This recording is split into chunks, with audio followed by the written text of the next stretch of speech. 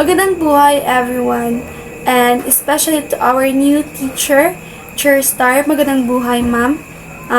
Nice to meet you po. So, today I will gonna report the Daoism, its definition, origins, and development. So, when we speak Daoism, we refer to a combination of the early philosophical version of Daoism and its later development as a religion. As such, we can understand Daoism both in terms of its philosophy and rituals. Chronologically, philosophical Daoism was prevalent in 300 BCE, while ritualistic Daoism emerged after 100 CE. However, we do not have to insist on a sharp distinction between the two, since Taoist philosophy partly emerged from ancient Chinese rituals, and its religious practices are considered to be based on the philosophical insights of Daoism. Okay, so Daoism is both philosophy and religious. So nagsugod siya nga philosophy and then later na-develop siya into a religion. So, and masabtan na to ang Daoism through its philosophy and rituals. So, nabasa man nato no na ang philosophical Daoism is was prevalent in 300 BCE, and then ang religious or ritualistic Daoism naman is after 100 CE. So, although nga there are philosophical and ritualistic aspects, Daoist philosophy is nagsugod siya sa mga sinauna nga mga rituals magikan sa China, and its religious practices are philosophical. So next is Daoism refers to the school of thought that focuses on the significance of the Dao, most commonly translated as the way or ang daan. So as we shall see in the section on Confucianism, even Confucianism speak of the Dao in various ways, and even Daoists offer different explanation of the Do. Although there is no specific definition of the Dao, it can be argued that the concept of the Do is more prominent in the Daoist system, that in other philosophical or religious systems, the Dao remains to be the most significant concept of the philosophical system of Laozi and Zhuangzi. Okay, so Daoist is a school of Daoism is a school of thought that focuses on the significance of the Dao. So even Confucianism talks about the Dao, and then wala siya single clear definition kung unsa ba jud nang Dao, but the idea of the Dao is more important in Daoism than in other philosophies and religions. Ano siya? Then, the Dao is the most important idea sa philosophy nila Laozi and Zhuangzi. So, next is Daoism. Early philosophy is linked to the legendary Laozi, or Old Master, who is said to have written the Tao Te Ching, or classic of the Tao. Before leaving China and vanishing, the text authorship is controversial. Sima Qian's records of the historian states Laozi was Li an archivist from Chu Kingdom, but some scholars argue it was written by multiple people over centuries, while others claim a single author. But 168 before Common Era, silk scrolls containing the text were discovered in 1971. Okay, so Laozi means old master. He is seen as a wise man to whom the early philosophical idea of Daoism are attributed. And then Lao Tzu write down all his thoughts, which became the Dao De Jing, or a classic text. After finishing it, nihawa na din siya sa China and never na siya nagpakita. So, ang iyang tinod na name is Li Er. And then, ang iyang job is he was a keeper of the archives.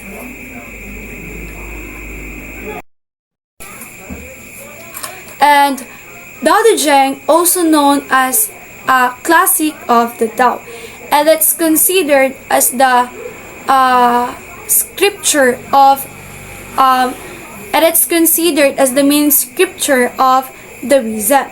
So, before Lao Tzu left China, a gatekeeper asked him ba isulat niya yung tanan kaalam, and he dictated 5,000 characters which became the Dao De Jing. So, some scholars is dili sila nagtuba na it was written. Several people, some scholars nagtuba na it was written by several people, mga uban ba nga mga wise na mga people over centuries. But napuyuban nag-think na gisulat ito siya sa isa lang ka tao.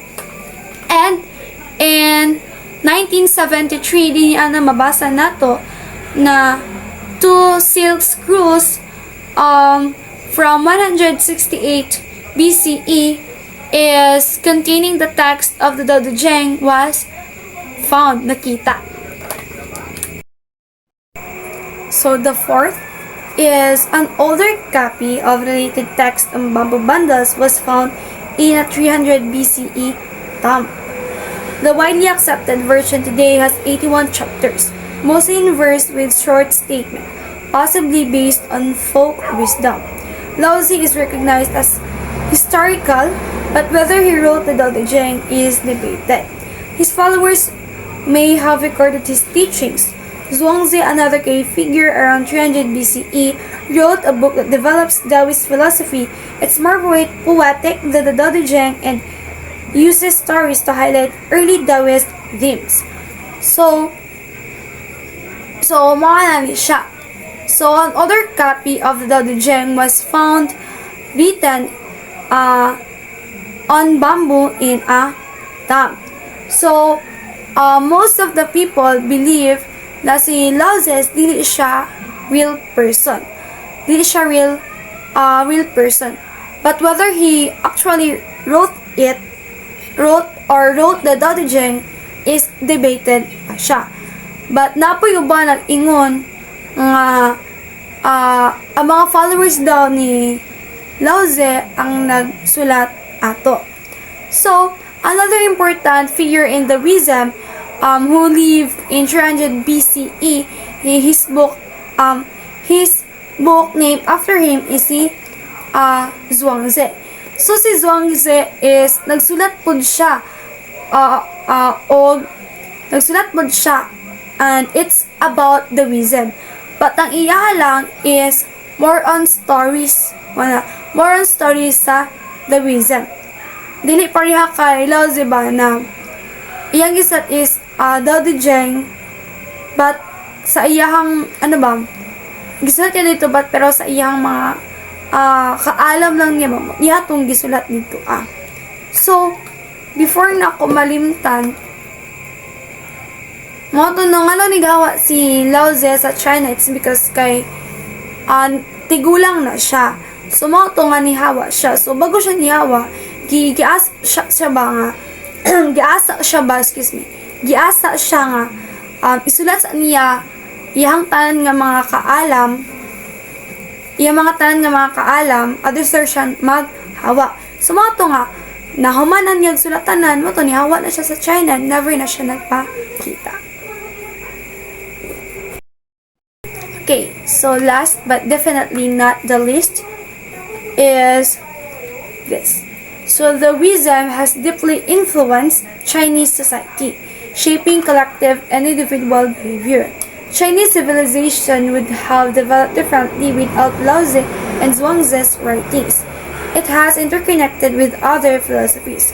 Confucianism and Buddhism were significantly shaped by Taoist thought, and Neo-Confucianism incorporated its ideas about cosmic structures. These influences are seen in Chinese philosophy, governance, art, and medicine. Understanding Daoism is key to grasping Chinese culture and intellectual history, and examining its philosophical and societal impact first is recommended before exploring practices and doctrines. Okay, so it has greatly influenced Chinese society and individual behavior. So Chinese civilization would have developed differently without the writings of Zhuangzi and Laozi. So here na mabasa nato na it has interconnected with other philosophies, which is ang Confucianism and Buddhism. So Confucianism and Daoism, I mean Buddhism. So Daoism has heavily influenced this system in Chinese history. So this philosophy have also shaped Taoist thought. So examples of influence is Chan Buddhism and Neo-Confucianism.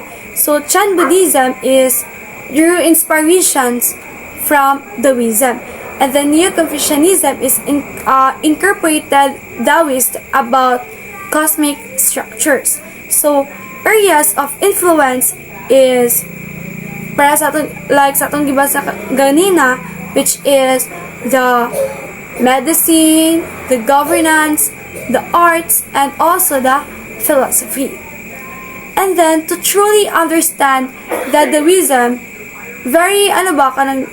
it's very important jud ba nga ma-appreciate nato ang Chinese culture and history first.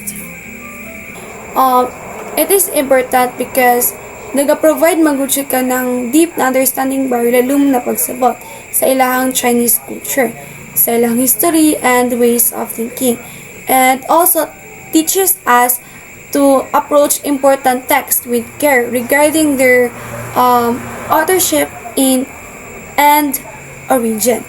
So, mo lang tutanan, dito lang ko tabak ang report, and that's all. Thank you. Magandang buhay.